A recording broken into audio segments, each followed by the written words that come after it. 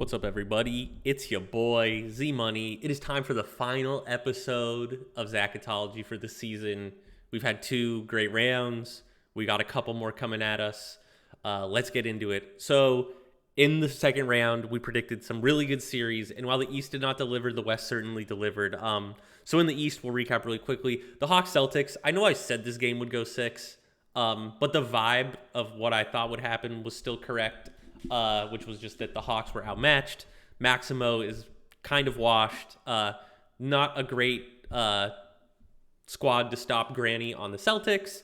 A lot of guards on the Hawks who like to shoot, which is tough against the suite of very strong kind of wingy defenders that the Celtics run.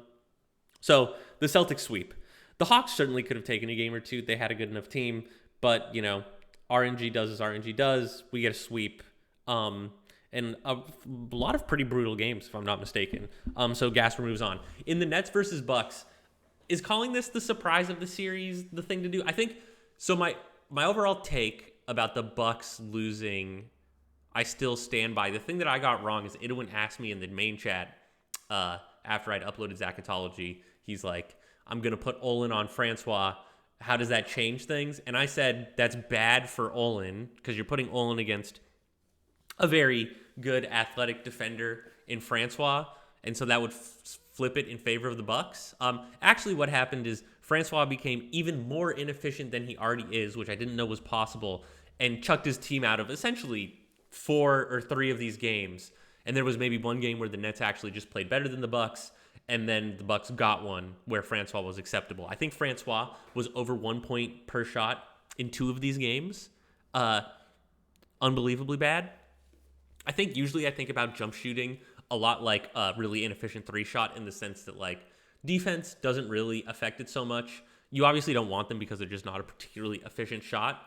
But it seems like in the case of Olin, granted he is probably the best defender in the league, it did impact Francois. So I think I misread that wrinkle, but the idea that the Bucks offense would struggle was correct. Olin also just produced against that elite defense better than I expected. Olin is really just like, the man is a monster. We'll talk about the Nets versus the Celtics, but like, Jesus Lord, he is just too good for this league. In the West, the Sonics played the Jazz. This was a great series.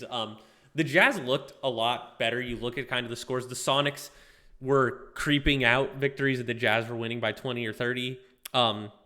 But it still came down to like a 5-point or a 6-point game 6 victory to run it for the Jazz. I think in terms of the matchups, the biggest takeaway is that I think I made some type of mistake in the way I got my big men playing, because Steven Anderson, whose matchup I don't hate, like is probably my best matchup for the Wilt Nichols power forward. I got in the right position, but he kept only playing like 20 minutes despite no fouls. I think I just I'll have to go look back and look at what my game plan and depth chart was, because I knew I put him at power forward, but I was also willing to give him center minutes because Matthew Dorsey was the guy I didn't want to get center minutes. Anyways, I think I straight up just fucked that one up. Would that have swung the series?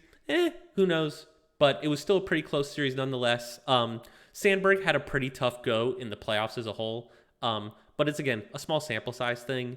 I don't think it speaks too much. Salustiano looks like a beast. On the Jazz side of things, I think the big takeaway, because everybody already knew Bastian Rancourt, Wilt Nichols, Randy Brown were these good, sexy players. Although Randy Brown hasn't necessarily, I'm going to go look up Randy Brown's stats super quickly, hasn't been as good as I think I expected. But out of nowhere, Ney Azjunme was playing 30 minutes for the Jazz in like a super sub role all across the team, I think.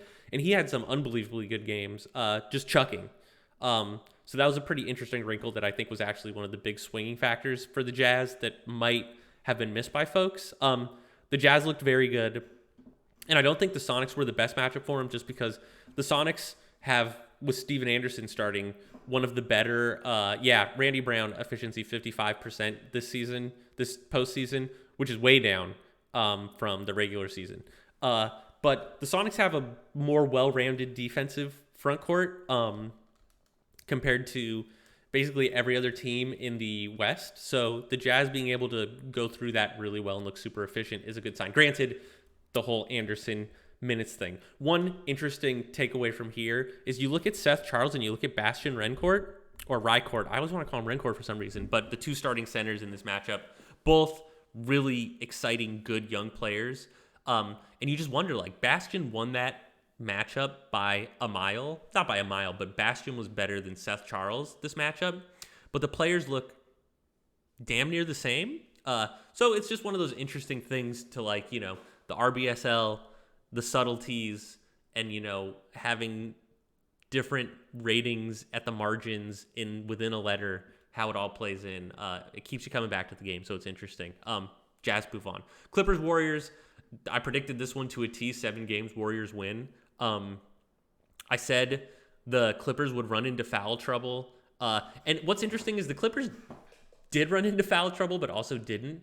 There was a lot of players who got 5 fouls or 4 fouls, like Nolan Price in game 1, fouling out in was it game 1? No, it was game 3. Nolan Price almost fouls out in 13 minutes. Angel Moore, 5 fouls. There's basically, I can go to every game.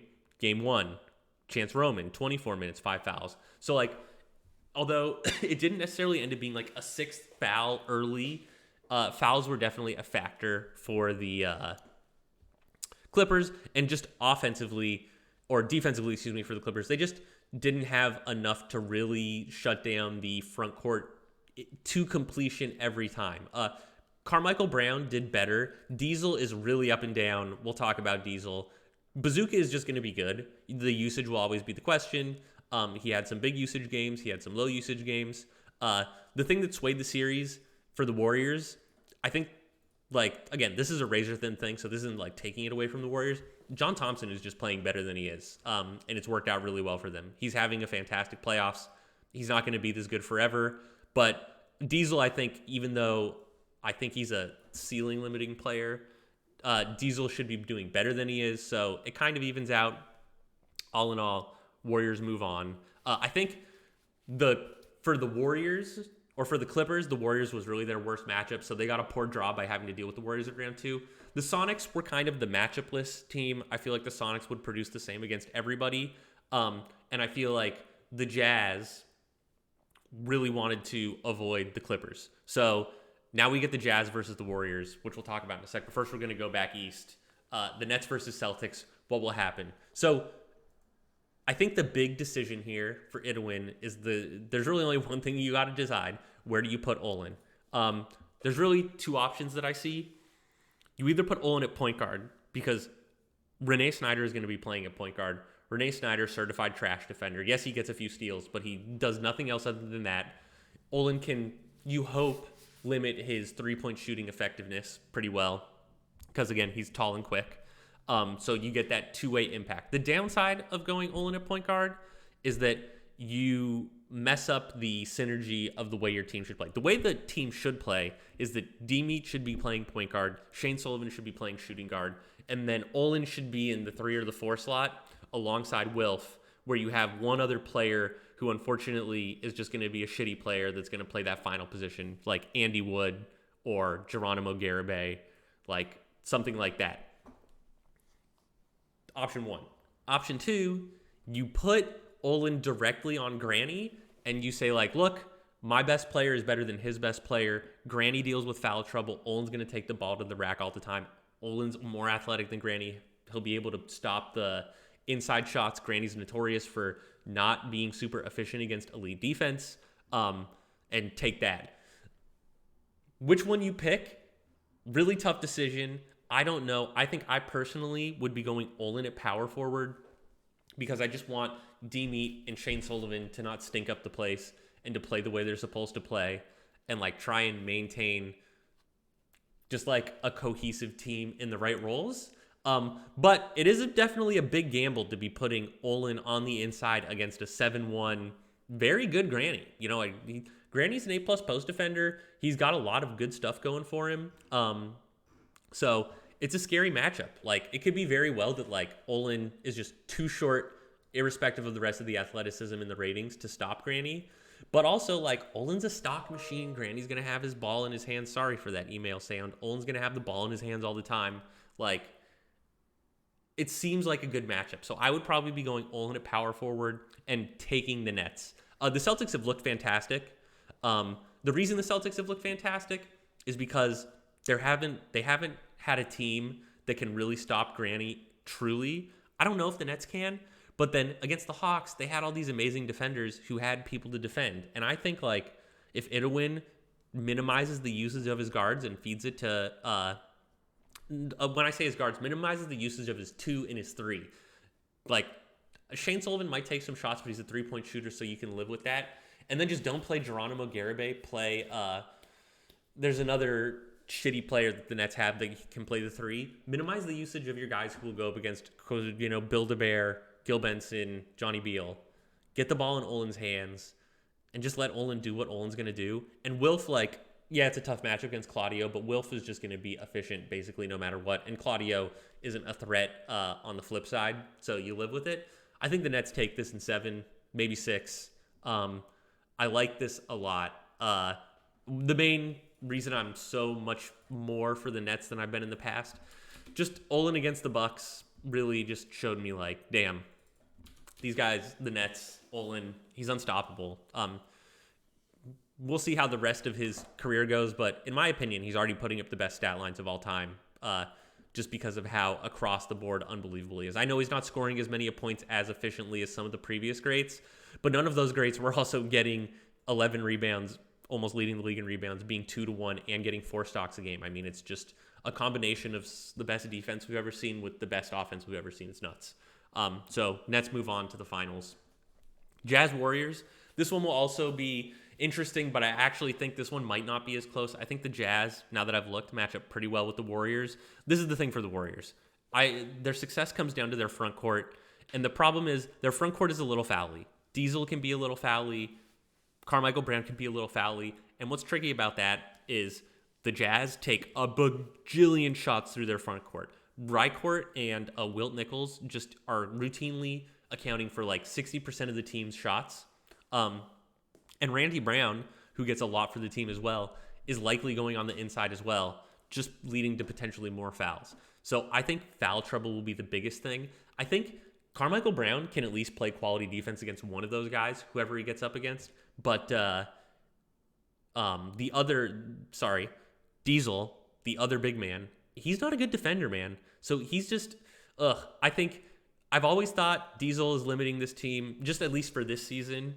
Even in the past, Diesel is a really fun player. He's a good player, but he's like a round 2 conference finals type of player, not a championship winning player. Maybe if he's a true bench guy, he can be a championship asset.